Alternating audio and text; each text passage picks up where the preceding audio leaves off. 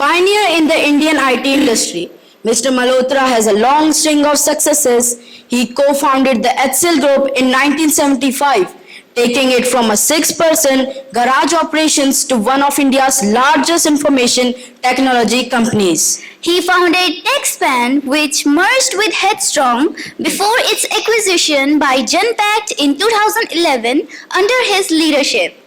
Mr. Malhotra is an alumnus of Dhunela School, IIT Kharagpur, and Harvard Business School. He is the recipient of the Dr. B.C. Roy Gold Medal from IIT Kharagpur. He was awarded the Albert Einstein Technology Medal in 2001. Presently, he is the chairman of Magic Software and an advisor to several startups in the education and healthcare space. May I request Kushal sir, Saloni ma'am and Rakesh sir to felicitate our guest of honor, Mr. Arjun Malhotra sir.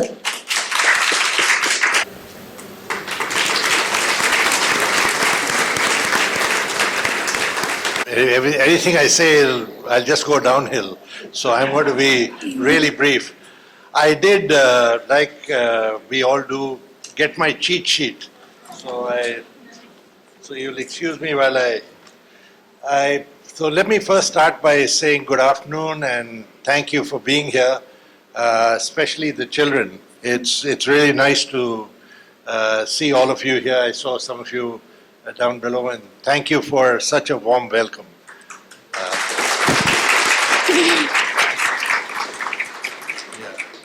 You know, I think whatever I am, and I'd be willing to bet that for many of you too, whatever you are today is largely due to the education you received and the people you interacted with through your school and college and sometimes your work system.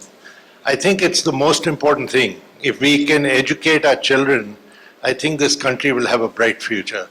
And in fact, if we don't educate them and skill them, the demographic dividend that we have, that everyone talks about, is going to escape us. And we'll actually end up with geriatrics without having an economy that is able to support them with any kind of welfare environment. And that is a scary proposition.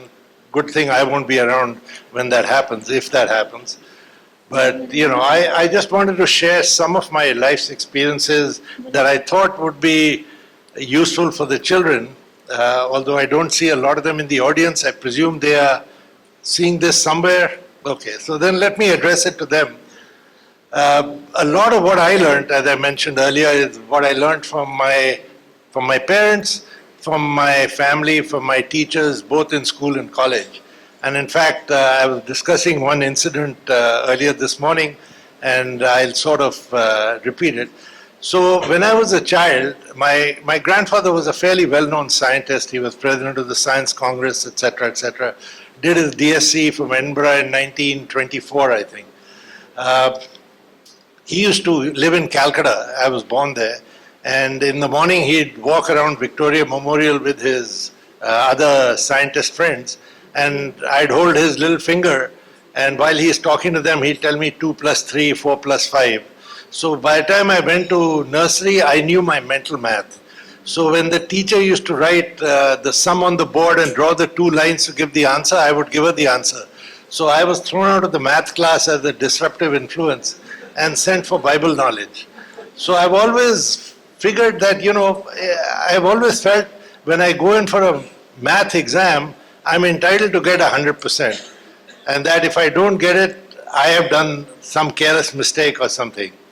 So when I was at school, we had a teacher, his name was O.P. Malhotra. Some of you may have read his books in CBSE, because he did write a number of textbooks that went to CBSE subsequently. So OPM used to give the math test and leave the class. And people used to cheat. And, you know, sometimes you make careless mistakes. So I used to make a careless mistake, and then someone who cheated would get more marks than me. And that rankled. You know, you feel upset about it. So after I got to know Mr. Malhotra, O.P. Malhotra, better a few months later, we were walking down the corridor. And I asked him, I said, sir, you know, when you give a test and go away, aren't you worried that students will cheat? So I still remember he looked at me and he said, "Who are they cheating?" And that's a lesson that I have carried through my life. Because whenever you try and look for a compromise or try and do something that's a shortcut, you have to ask, at least I ask myself the question, that who am I doing this for? Am I doing it because I want to do something quickly and not do it the right way? Or is it because that's what is needed? In fact, a lot of you, I think a lot of the children would have seen a movie called Dilwale Dulhaniya Le Jayenge.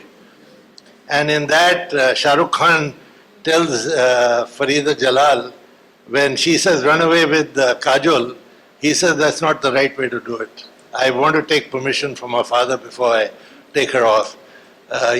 And so it's sort of, I thought that would be a way that everyone would see what I'm trying to talk about. But those are some of the lessons that you learn. I think you don't realize them when you get them, when you meet them, but those are things that you learn when you think about them later in life and you try and look at how you want to live your life as you graduate through college and get into your working life. Couple of other things I wanted to share, but they are more from after I did my engineering, and I'm not sure how relevant they would be with kids today. But important things to remember is, don't underestimate people you see. If they are successful and you can't understand why they are successful, it's because of your limitation of trying to know why. And that's happened to me a number of times. When I joined DCM, DCM had Dr. Bharatram, Lala Charatram, and there was a gentleman called B.D. Pathak. They were all at the same level. And, B.D. Pathak was fairly unimpressive as a personality. He had no dress sense in terms of color, short, English wasn't very good. And so, you always thought as trainees, okay, how did he get to where he is? He must have some inside knowledge about their operations. Otherwise, And so that's how, at least I assumed that. And then when you do training, you do different units. And I went to Kota, DCM Rayon Tire Cord, which was under Mr. Pathak.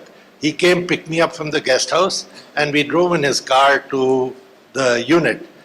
From the time we entered the gate till the time we parked the car in front of the administrative office and we walked to his office, it would have been 3, 4, 5 minutes. I realized why he is who he is. There were 8,000 workers in that factory, guards, workers. He knew everyone by name. And he stopped at the gate and he asked this guard, "Your mother-in-law had that operation, did it go okay?" By the time I got to his office, I realized that if Mr. Pathak told someone, "Go murder someone there," they'll happily do it.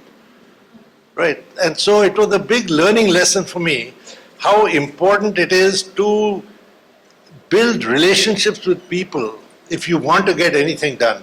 And I'm sure even in class, in school and college, you sort of realize that you want something done in the lab, you want something special in the canteen, you've got to build a relationship with people who are there.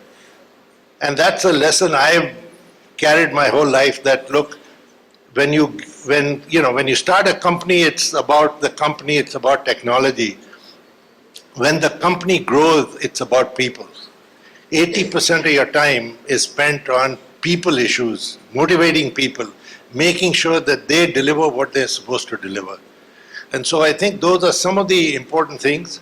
I won't take too much time, but I just want to mention one more thing, is that remember, and this is again for the kids, is remember that you are the best you. When you make a copy, a photocopy, it's never as good as the original. So you are the original. Don't try and copy someone. Try and take that trait and see how you can put that trait into your personality, into how you behave, into how you want to do things. That is one. The second thing is, try and be the kind of person where you like yourself.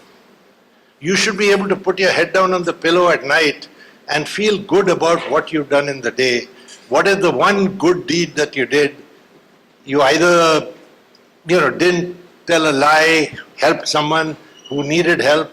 What is that one thing you did? And if you did nothing that day that makes you feel good, then go out and do two things the next day.